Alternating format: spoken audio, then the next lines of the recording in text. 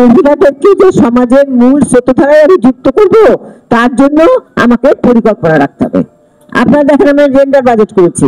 Gender বাজেটের দাবি মহিলা পরিষদের দীর্ঘদিনের, সেই বেজিং প্ল্যাটফর্মে ব্যবসা হওয়ার পর থেকে জেন্ডার বাজেট নিয়ে কাজ করা হচ্ছে। তো জেন্ডার বাজেট বলে যদি আমরা মনে করি যে আমরা এই বাজেটের কত অংশ মহিলার নামে দিলাম এবং মহিলার জেন্ডার বাজেট হিসেবে অনুমোদিত হলো, এবং অনুমোদিত হওয়ার পরে আমি হিসাব করলাম যে আমি কয়টা স্কুল বানালাম, কয়টা পুল বানালাম এবং সেটার মধ্যে কয়জন মহিলা গেল, এটার মধ্যে দিয়ে আমার জেন্ডার বাজেট হয়ে গেল, তাহলে তো হবে না। আমাকে তো স্পেসিফিক করতে হবে জেন্ডার বাজেটের টাকাটা আমি কিভাবে খরচ করছি। একটা তিনভাবে আমাকে খরচ করতে হবে। একটা হচ্ছে নারীর সুযোগ সুবিধা বৃদ্ধির জন্য, একটা হচ্ছে মূলধারায় নিয়ে আসার জন্য, আর একটা হচ্ছে পরিকল্পনার জন্য। তিনটা কাজে যদি ব্যবহার করি তবে না আমার জেন্ডার বাজেট হবে। সেই একইভাবে সকল ক্ষেত্রে আসলে আমার চিন্তার মধ্যে থাকতে হবে, দায়বদ্ধতার মধ্যে থাকতে হবে। নারী নির্যাতনকে না বলতে হলে আপনাকে অনেক কিছু করতে হবে। প্রথম সেই জন্য এক কথায় বলা যাবে না।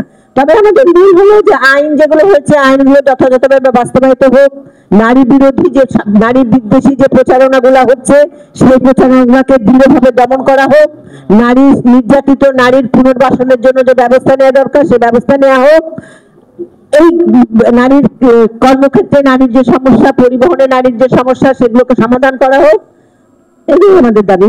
আমরা আমাদের কাজ চালিয়ে যাব, কারণ আমরা জানি যে আমাদের নারীর মানবাধিকার প্রতিষ্ঠা, নারী নির্যাতনকে না বলার অর্থ তো হচ্ছে নারীর মানবাধিকার প্রতিষ্ঠা করার একটা অংশ।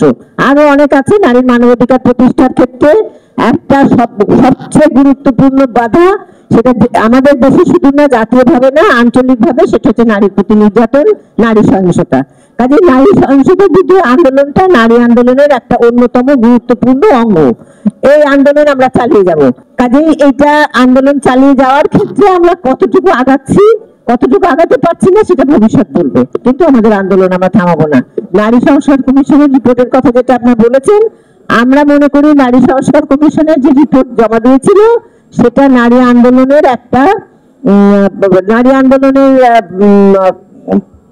চাহিদা অনুযায়ী সেটা হয়েছিল, কিন্তু আমরা দেখেছি যে সেটা নিয়ে নানা ধরনের অগ্রহণযোগ্য পদক্ষেপ নেওয়া হয়েছে। আমরা সেগুলো ভবিষ্যতে দেখব।